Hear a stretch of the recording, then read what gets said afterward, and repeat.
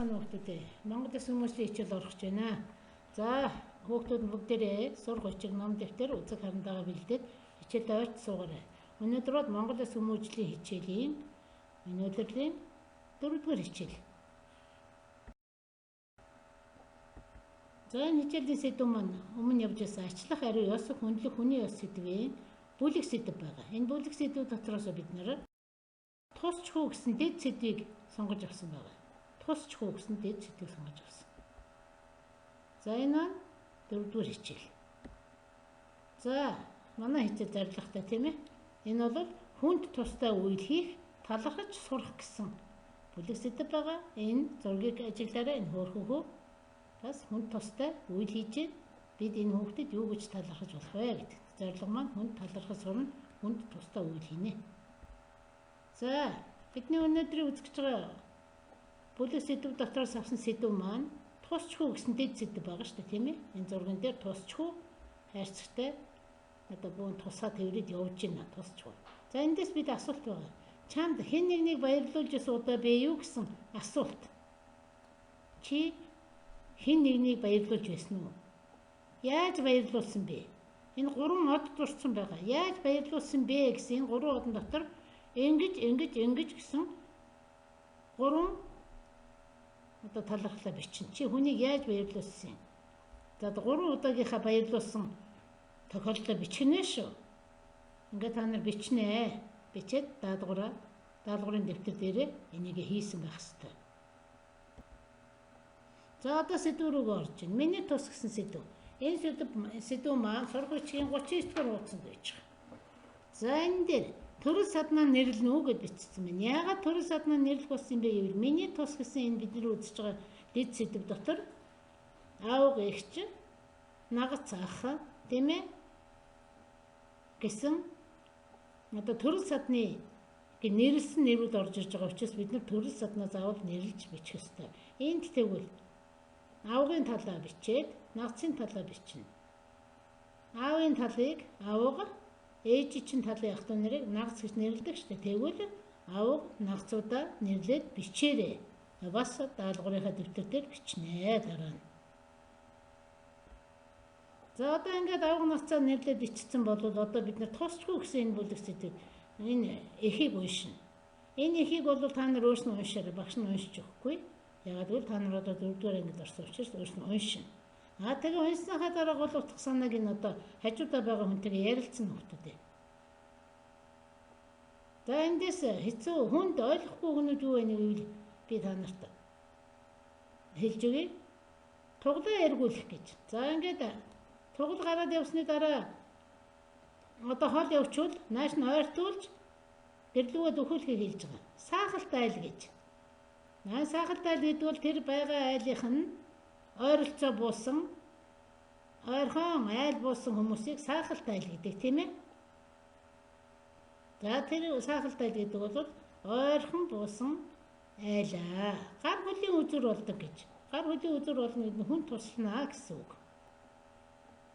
Тэрнээс ш гар хөл хоёрын нь үзүр болоод явахгүй шүү дээ. Хүнд тус болохыг гар хөлийн үзүр болох гэж. За тэгээд энэ үгнүүдийг утгын тайлбарлацгаад тусчхүүг өөрснөө уншаарай хүүхдүүдээ. За ингээд намайг ярьж авах оронд баг та нар уншсан байхаа. За одоо цаашаа явъя.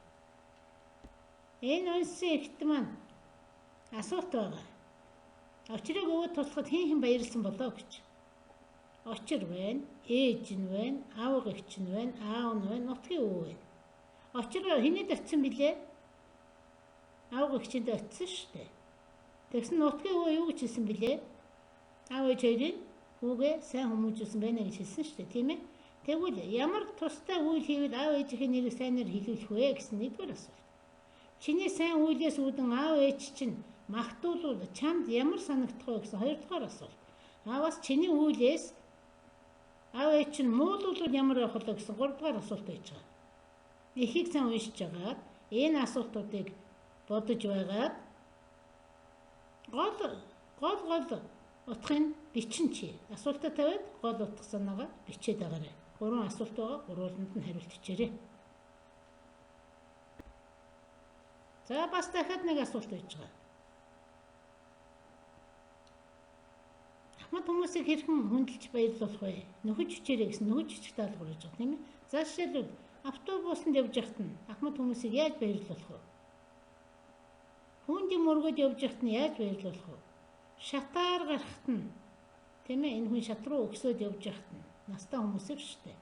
Ааман усаа зөөгөөд юм уу түлээгээ одоо хаглах гэдэг юм уу байж байгаа энэ ахмад насанд яаж тусалж яаж баярлуулах вэ гэдгийг чи энэ ард талд нь нөхөж бичнэ. Бас даалгаврын дэвтэр дээр хийнэ. За энэ зургийг харж бидний өнөөдөр үзсэн тусчгүй гэсэн сэдвээр тохирч байгаа зураг гэж үзэж байгаа. Нэгдүгээр энэ төрийн албан хаагч энэ цагдаа хүн яаж ирнэ? Тэрэгцэр дээр суугаад махаад явж байгаа зам хөндлөн гарч чадахгүй байгаа өвгнийг яаж ийн? Тэрэгцэртэн түрээд зам хөндлөн гаргаж өгөө тусалж ийн тийм ээ. За хажуугийн зураг дээр замаар гарч байгаа. Тэгээ гэрлэн дохиогоор гарч байгаа хоёр хүмүүс байна шүү дээ. Технүүдүүд яадаг байсан бэ? Тортой юмыг аваад эмгний хөтлөөд замаар гаргаж өгдөг байж. Одоо үед яаж ийн вэ? Одоо үед яаж ийн? Тэр эмгний замаар гаргаж өгч юм. Үгүй шүү дээ. Нөгөө эмгэн чинь гар утсаа бариад ангаад явж байгаа одоо энэ залуучуудыг одоо эмгэн хөтлөө зам гаргаж өгч шүү дээ. Энэ хоёрын ялгаа харж байгаа. Нэг нь дээгнүүд, нэг нь одоо үе. Тэгвэл энэ гурван зургийг харьцуулж байгаад бас санаа бодлоо хажууд хүмүүстэйгээ ярилцсан. За энд хүүхдийн тус багтахгүй гэсэн зургнууд оруулсан байгаа. Энэ бол хот суурин газрын хүүхдүүд гэр орондоо ээж аав ах эгчтэй хэрхэн тусалдаг вэ? Тийм ээ, хүүхдийн тус гэж ямар юм бэ юм бэ? Гэт энэ хүүхдийн тус бол багтахгүй гэж. Чи ингэж юм хийгээд байх юм бол аав ээж чинь чамд яах нь? Аав ээж ах эгч нар чинь тань дандаа баярлаж талархаж явах нь шүү дээ. Тэгэхээр хүн баярлуулж өөртөө тэр хүмүүсийн сайхан хайр инэрлийг хүртэж авч явах ёстой гэдэг чинь зургаас харагдаж байгаа юм аа. За энэ зурган дээр тэгвэл хотын хүүхдүүд хөдөө очиод мөн хөдөөний хүүхдүүд ч гэсэн хөдөө юу хийж идэв юм бэ гэж. Энэ хүүхдүүдийн дээр нь гараа зогссон байгаа юм чинь хүүхдүүд аргал штэ чулуу биш. Энэ хүүхдүүд шууданд юу хийж гинэ вэ? Аргал төгөөд хийж байгаа. Аргалыг яадаг юм гэхээр аргалаар гал төлдөг штэ. Хөдөөний айлууд чинь аргалаар галаа төлдөг. Хажуултын зурган дээр энэ хоёр хүүхдээс жижигхэн гэлтгүү аргал дотор юу хийж гинэ? Аргал төгөөд хийж гинэ. Энэ аргал төгөөд чинь хөдөөний хүмүүст одоо төлөх төлшийг бэлдэж өгж байгаа маш их тус юм аа. За энэ зурган дээр малчин түмэндээ тусалцгаая. Нэг хүүхэд нэг нэмнэ гэсэн ийм хаврын одоо ажил явагддсан бэ. Малчин түмэндээ туслая. Хөдөөний хүүхдүүд хавар та нарыг 14 хоног амарч яхад хөдөөний хүүхдүүд бүтэн сар амардаг шүү дээ. Бүтэн сар амрахдаа мал төлөлтөнд тусалдаг. За хамгийн ихний хүүхэд яаж вэ? Хурга ишгээ өгчөж байна. Тийм ээ, ишгээ өгчөж байна. Хурганд бүр өгжүүлээ сурчсан хажууд нь яаж вэ? Өгжөө хөхөх гээд хүлээгээ байж штэ. Голын зурган дээр энэ хүүхэд гарсан төлөө яаж вэ? Ихтний хөхүүлчээ буцаад тэрвэрэд аваа явж байна. За энэ жоохон банд бас төлөө мал чинь тийм ээ, ишигнүүдээ.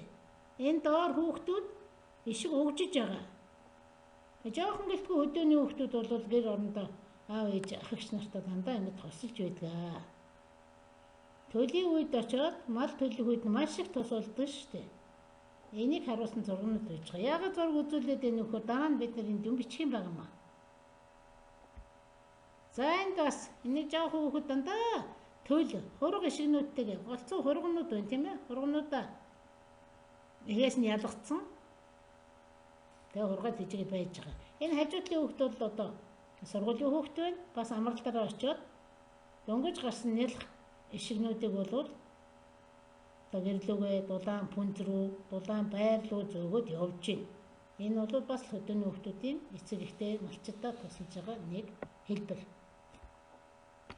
За энд нэлээд том болсон хургийг өгч чинь энэ хоёр жоохон хүүхэд. Ээжтэйгээ. За энэ наан ойж байгаа энэ хүүхдүүд бол ишиг өгчж штэ. Энэ яагаад өгчдөг юм бэ гэхээр эхийнхээс үн чадахгүй бол нэмэлтээр сүүгээр өгчдөг юм аа энэ жижиг төл малнуудыг. Тэгэхээр энэ хоёр зурган дээр бол төл малыг өгжиж эцэг ихтэй тусалж байгаа ийм зураг байна. Одоо энд бас байж байгаа. Одооний хүүхдүүд ямар ажил хийж эцэг ихтэй тусалт юм бэ? Энэ бол зун цаг. Яаж ийм вэ? Унаг татаж өгчөө штэ эмээдээ.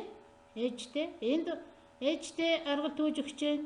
Энэ үнэгээс ахтан туглаа бас татаж өгчөө. Энэ бол өдөөний хүүхдүүдийн эцэг ихтэй тусалж байгаа ач тусна юм аа. За сая бид нар дандаа хөдөөний хүүхдүүд хотод амьдардаг, төв суурин газар амьдардаг хүүхдүүдийн амьдрал хүмүүс тусалж байгаа байдлыг харуулсан шүү дээ, тийм ээ. Тэгвэл юм болгон сайн сайхан байдаггүй хүүхдүүд ээ. Хүн болгон тийм баян тарган чинэлэг байдгүй, хүн болгон сайн сайхан амьдардаггүй шүү дээ. Энэ хоёр зургийг харьцуулаад хараарай. Энэ олон хүүхэд яаж ийн вэ? Гэрийнхээ гадаа сууж штэ, нохойн байна, өөрснөө аргал тууж ирсэн юм уу, одоо яасан тэрэн дээрээ суудсан. Тэг гэрийг хардаа та нар хүмүүс ингэж ийм ядуу амьдарч байна. Хүүхдүүд ийм ядуу амьдарч байна. Хажуудлын зурган дээр энэ хогийн цэг дээр байж байгаа эмэгтэй хүний энэ гэр нь ийм эрээ ямар бүтээчихсэн. Яан зүрийн одоо хог дээр хаягдсан матрасуудыг цуглуулад одоо өөртөө оромж орчихсон. Зуны дэлгэр цаг дулаан цагт бол ингээ амьдарч идэм байна. Өвөл болохоор яахан байгаа мэдгүй. Энэ зургийг сайн ажиглаад урд хууцнууд дээр үтсэн зургнууд тэр хүн зам онлог гарахад тусалж байгаа, аам үнтэйгээ хөдөөний хүүхдүүд малчид тусалж байгаа тийм ээ. Малаа хэрхэн өгжиж байгаа энэ зургуудыг бид нар харсан шүү дээ. Тэр бол сайн сайхан амьдарч харуулсан зургууд байсан. Энэ зургийг харж байгаа урд дахь зурагтай харьцуулсан дүгнэлтийнэ та нар. Сайн зураг ажиглаа шүү. Дахин үзээрэй. За ингээд дүгнэлт хийчихэд миний тус гэсэн сэдвэр 30-аас 35 хүүхдээ их цохиод бичнэ. Энийг бас даалгаврын дэвтэр дээрээ бичнэ. За тэгээд яаж их цохиох вэ гэвэл саяын үтсэн бүх зургнуудаа. За тэгээд тэр тусчгүй гэсэн эхийг уншсан байгаа. Тэгээд миний тус гэсэн зохион бичлэг бичгтээ тэр сэдвээсээ ам сая үтсэн зургнуудаас санаа авчгаад зохиож ичих шүү. За одоо цааш явна. Я зохион бичлэг бичсэний чинь дараа би та нарт гэрийн даалгавар өгч байгаа. Энэ нь бол зүгээр жоохон сонирхолтой зураг. Та хэнд нь туслах вэ гэж. Нэгдүгээр зам хөндлөн гарах гэж байгаа настай хүн. Хоёрдугаар хүн юм бариад явж байгаа ахмад хүн. Гуравдугаар яг зам дээр зогсож байгаа муур. Энэ зам дээр бас машин нэвтрэж зогсож байгаа энэ эрэгтэй хүн, тийм ээ. Эднэрийн аль нь хэнд нь туслах вэ? Дистраллаар нь болгоод эхлээд энэ туслан дараа гэд дараа нь болон бичээрэй. Ам сурах хүчийнхээ 39-40 дугаар хуудсыг сайн уншаарай. Их зохиох чи хэрэг болно. За ингээ их зохиогоорой. Сурах хүчийнхээ хуудсыг уншаарай. Ингээ хичээл дэвтэрт оролцсон хүмүүстээ баярлалаа. Баяртай.